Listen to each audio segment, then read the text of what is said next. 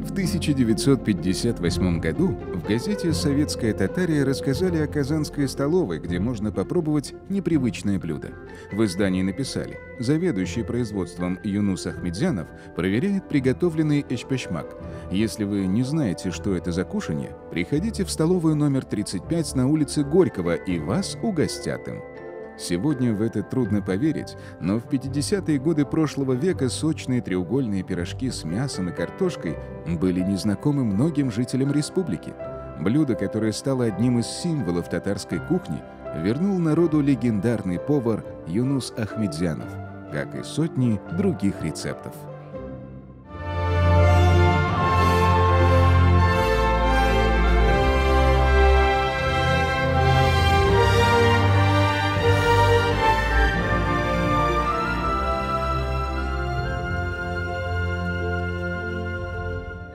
Золотистый чак-чак, тающий во рту талкыш-келеве, пышная губадия, румяный перемяч, ароматная колжа – это только малая часть возрожденных кулинарных сокровищ. Но чего стоило ввести в обиход эти рецепты? В 1977 году в Конституции Советского Союза появилась строка о том, что сложилась новая историческая общность людей – советский народ. Все национальное стало немодным. Коснулось это и кулинарных традиций. В кафе и ресторанах Большой России прижилось безликое стандартное меню из русской солянки и кавказского шашлыка. Вот и в Казани попробовать традиционные татарские блюда было большой проблемой. Наверное, не случайно необыкновенная карьера Юнуса Ахмедзянова началась в самое голодное и страшное время, во время Великой Отечественной войны. Он так трепетно относился к еде, потому что наесться вкусно и досыта было несбыточной мечтой. В семье Ахмедзяновых росло 5 детей. После смерти отца старший сын Юнус остался за главного. Мать посоветовала ему профессию пекаря. Ахмедзянов после окончания семилетки поехал учиться в Казань. Но на пекаре набор уже закончился. Расстроенному Юнусу посоветовали кулинарное училище. Карьера знаменитого шеф-повара началась в 1942 году, когда 15-летнего парнишку отправили на практику в рабочую столовую, к плите, учеником повара. Уже тогда молодому кулинару было странно, что посетителям предлагают так мало татарских блюд. Юнус Ахмедзянов начал изучать и собирать рецепты татарской кухни.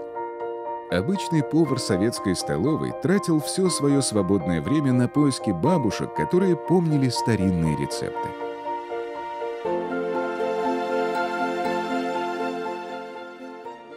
Я ему говорю: вот где ты взял вот этот рецепт на это? Он говорит: о, этот рецепт ведь мне не просто дался. Я ведь нашел вот эту деревню и нашел этого бабушку, которая знала еще, как готовилась ее в те далекие времена. И мы с ней ведь, я вот за ней все записывал, а потом ее попросил, она говорит: я уже не смогу так вот приготовить, как я. И мы с ней вместе готовили, и вот этот рецепт теперь, он говорит, у нас здесь, в нашем предприятии. То есть вот каждый его день, он заканчивался тогда, когда он говорил: я что-то вот сделал полезное для людей или для своего предприятия. К 1958 году Ахмедзянов собрал уже сотни рецептов. Это богатство он хотел сделать доступным для всех ценителей народной кухни. Тогда и вышла в свет первая книга знаменитого повара «Татарские национальные блюда». Это издание раскупили мгновенно. Книги, наборы открыток, вырезки из статей от Ахмедзянова появились чуть ли не у каждой казанской хозяйки. Но готовить по этим рецептам в кафе и ресторанах было нельзя. Технология приготовления блюд для предприятий общественного питания утверждалась аж в самой Москве, в Министерстве торговли РСФСР. Сейчас это трудно представить, но рецепты чак-чака, пермича и треугольника ходили по кабинетам московских чиновников почти год. Как рассказывал сам Ахмедзянов, в пятницу он с сотрудниками готовил целые чемоданы татарской выпечки и вечером садился в поезд. В Москве всю субботу, а тогда это был рабочий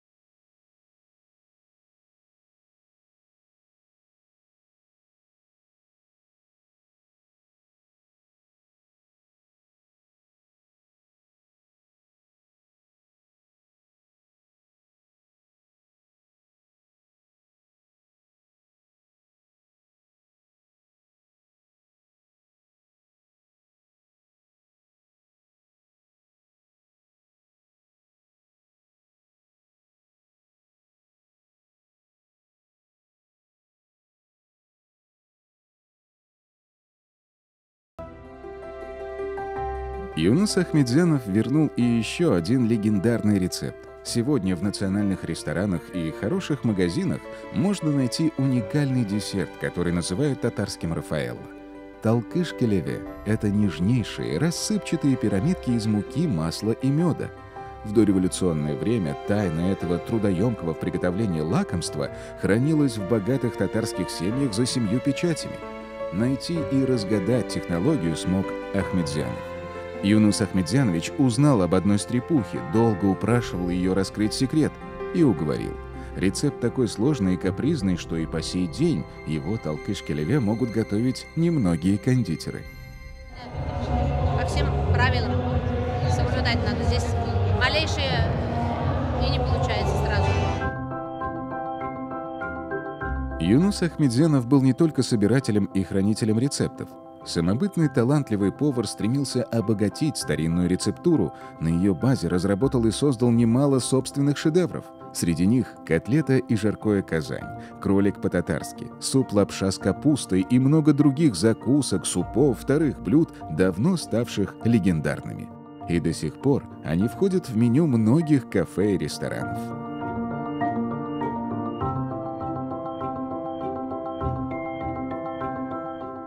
Он ведь вот придумал манты казанский. Они отличаются в том, что там присутствует картофель. Наверное, в те трудные времена, когда не очень-то хватало в большом количестве мяса и птицы, вот он придумывал такие блюда, где было бы все равно вот сочетание уже овощей и, значит, мяса. Десятки книг, сотни публикаций в газетах. Легендарный повар и подвижник как мог внедрял татарские кулинарные традиции. Хозяйки писали ему письма по адресу Казань повару Ахмедзянову. И послания доходили. Мы жили на Кольце, на Университетской. Знаменитый рыбный магазин был, колбасный был. Я часто стояла в очереди или за рыбой, или за колбасой. И хозяйки разговаривали между собой и всегда делились. Я читала, что Юнус написал, надо это попробовать. Я даже от них, стоя в магазине, я слышала, как домохозяйкам это было интересно было. К себе на работу Юнус Ахмедзянов брал только лучших. Проверял в деле, как в бою. Но с теми, кому доверял, был готов идти в разведку. Каждый набранный человек умел быть самостоятельным и действительно проявлял чудеса, наверное, кулинарного искусства. И самое главное, конечно, он очень любил людей. Любил тех людей, которые были его коллегами. Он их окружал заботом. Если какое-то случалось неприятности в жизни, он первым откликался. Дедушка всегда приходил рано утром на работу, встречал своих коллег. Вот. И просто задавал вопросы, да, какое у тебя сегодня настроение. Вот. И вы знаете, если повар, то есть сотрудник говорил, что у меня сегодня плохое настроение там, или на что-то еще жаловался, он просто просил его уйти домой. Человек, который находится на кухне и работает для людей, вкладывает душу, опять же, да, но он просто не может быть с плохим настроением на кухне. Самое страшное у него слово это было бездушный. Он просто уходил вот так, фу, ничего не получается. Нет у него души. Для него самое страшное было человек, который без души. Потому что повар, кто занимается это же еда. Человек 5-6 раз употребляет пищу. И она же совершенно должна быть именно доброй душой, чистыми руками, чистой душой сделана. Иначе ничего не получится. Он еще преподавал в училище от Чарлак. И как-то мы шли с ним на работу, он в дом татарской кулинарии, а дальше в ресторан «Казань». И он мне идет по дороге и говорит, ты знаешь, я так хочу этим детям придумать гимн Гиппократу, как врачи. И вы знаете, вот то, что я посмеялась и сказала, что ты хочешь картошкой и мясом вылечить людей, он так мне повернул, говорит, ты даже не подумав это сказал.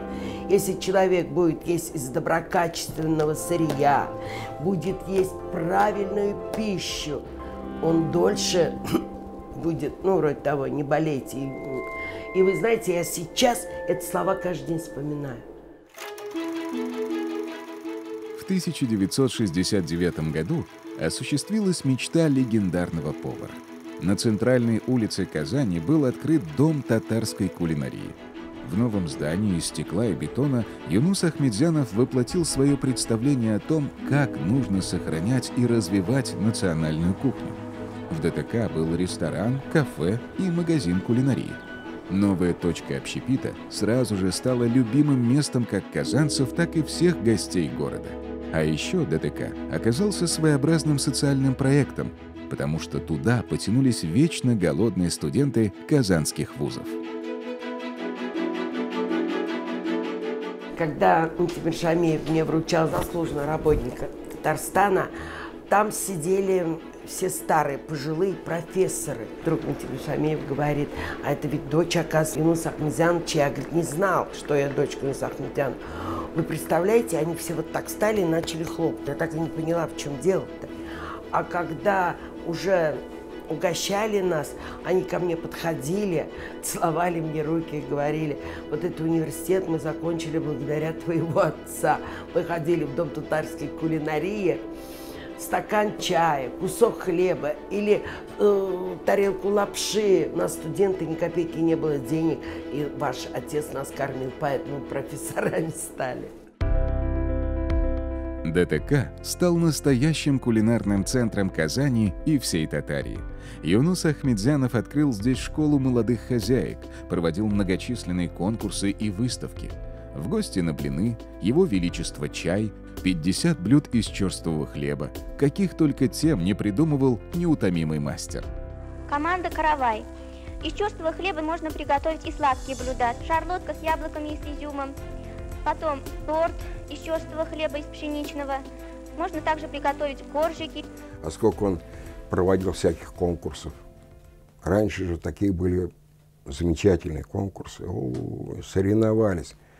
Столовая на столовой, ресторан на ресторан, кафе на кафе. Там общий потом. Победители выявляли везде. И вот и шла, значит, вот эта культура приготовления пищи на высоком уровне. В Дом татарской кулинарии приезжали обмениваться опытом кулинары из соседних регионов.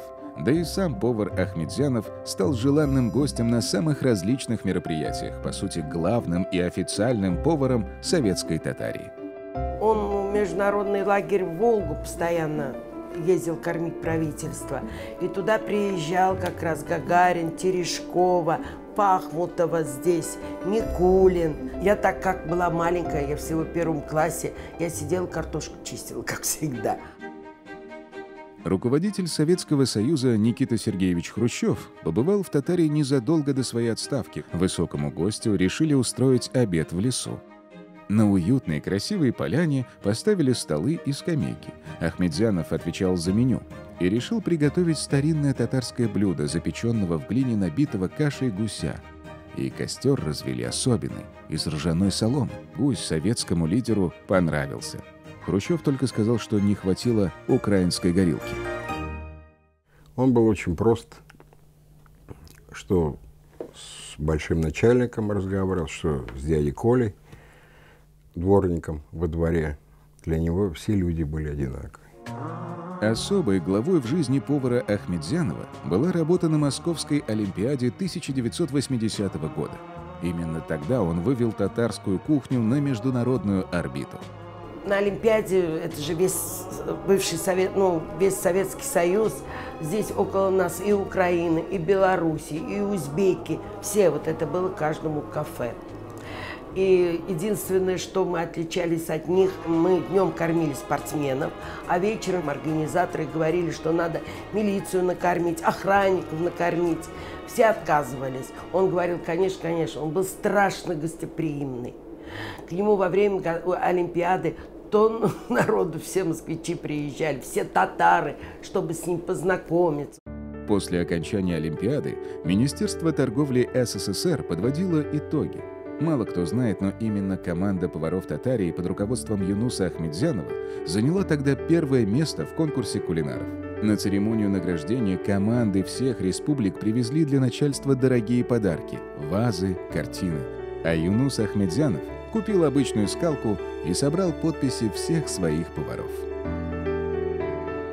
И вы представляете, в конце победила, первое место занимает Республика Татарстан. Сейчас выйдет знаменитый повар республики нашей России Юнус Ахмедзянович. Вы представляете, он идет с этой скалкой, которая за 15 копеек. Вышел, встал, весь зал стоя хлопал. А я вообще со стула сползаться, что там, ну, скалка. Он взял эту скалку и говорит: пирамидж любили, шпишмак любили, лапшу ели. Вкусно. Вот это делается этой скалкой. И подарил министру эту скалку. Он очень был выдумщик, ну, я имею в виду это. Из любого положения мог красиво выйти. О чувстве юмора Юнуса Ахмедзяновича вспоминают все, кто с ним общался. Он и сам мог отлично пошутить и очень ценил тех, кто относится к жизни с иронией. Как-то в Москве в такси водитель принял его за знаменитого артиста Евгения Леонова. И Ахмедзянов не стал разуверять шофера и очень гордился сходством с любимым актером. У нас дача была скромная в Дербышках. И отец, когда приезжал, он сразу звал всех соседей. Был конец мая месяца. Отец привез такие маленькие помидорчики, типа черри. Он говорит: Улам, иди-ка возьми иголку с ниткой и привяжи ко всем. Только посадили 2 недели назад, помидоры.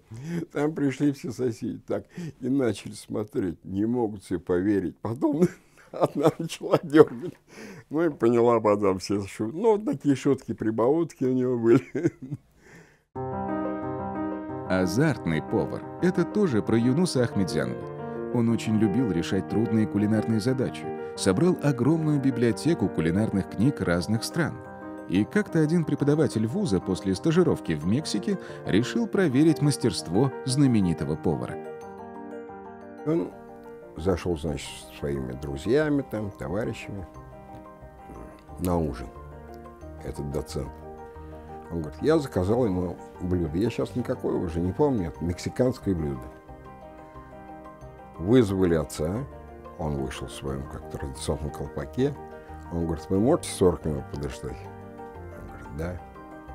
Так вот, фат, он говорит, так, говорит, приготовил, что мексиканцы, говорит, так не могут готовить это блюдо. В 80-е годы Юнус Ахмедзянович был уже знаменитостью всесоюзного масштаба. Но о себе легендарный повар, как всегда, заботился в последнюю очередь. Он мог забыть о том, что он не ужинал. Он вспоминал это в гостинице, когда мы уже поздно. Он говорит: слушай, а я же сегодня еще ничего так и не поел. Я говорю: ну что теперь? Я говорю: есть только вода в этом, и есть какие-то фрукты, потому что у нас не было ни холодильников, ничего в наших этих комнатах. И он говорит: ничего, мне нужно, говорит, наверное, похудеть, только все на пользу. Ахмедзянов редко баловал семью своими легендарными блюдами. На домашнюю кухню у него просто не оставалось времени. Но в основном мама все готовила. Вот. Мама говорила ему: ты очень много расходуешь продуктов. То есть он любил как делать, как он хотел. Вот так вот получилось. Причем один раз такой случай был. Это был последний его год жизни практически. Отец приготовил шашлыки, так, и картошку-пюре. И вот он эти все шампура туда воткнул, и каждому это, ну, представляете, да, это и картофель, тут же и шашлык, все вот вместе как бы. Вот. Ну, все прям были в восторге. До сих пор все вспоминают. Государственный повар жил очень скромно. Стеснялся просить для себя благ или особых привилегий. Все почести зарабатывал сам, своим тяжелым трудом. Как-то он ногу сломал, когда на работу шел. И он гордился тем, что гости, когда его друзья навещали, говорили: ба, Юнус, ты как Ленин живешь. Для него это была великая гордость. Когда что там, стол, стул. Мы, представляете, вот на профсоюзной жили семером 29 квадратных метров. Можете себе представить? Такая хрущевка. Ну вот потом Я, значит, когда уже с семьей уехал, они потом получили на Татарстане. Он прожил там 4 года всего, понимаете. Как и у любого великого человека, были у Юнуса Ахметзянова маленькие слабости. Он очень трепетно относился к наградам. И мало у какого повара в мире есть свой музей и мемориальная доска.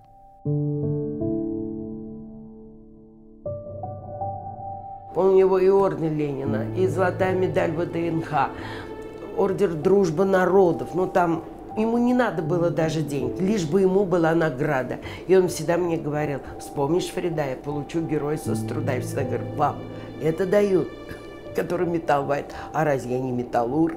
Он всю жизнь мечтал об этом. Юнус Ахметзянович прожил обидно мало, всего 57 лет, но смог передать свое дело в надежные руки. Его дочь, внуки, ученики продолжают традиции татарской кухни. И наверняка Ахметзянов — единственный кулинар в мире, в чью честь проводится праздник еды. Уже много лет, 28 февраля, в день рождения великого шеф-повара, в Казани отмечается Всемирный день татарской кухни и проводится профессиональный конкурс кулинаров. Эта традиция сохраняется и во многих регионах России, и в странах СНГ, там, где есть диаспоры татар. Благодарна Латыповой Муслиме Хабреевне. Она так далеко это видела вперед. Это 18 лет тому назад. Сейчас столько пирогов, столько выпечки национальной. И что это вывезла она все это в Москву. Продолжитель папы — это именно, наверное, Муслима Хабреевна, который вся Европа, вся Москва, все это у нас в магазине. Вот это все мучные изделия.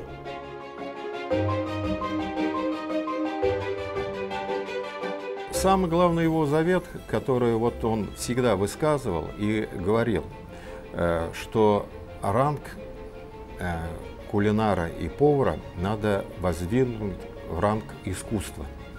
Потому что без нашего национального кулинарии мы потеряем очень много. Мы потеряем интерес приезжих вообще к нашему городу.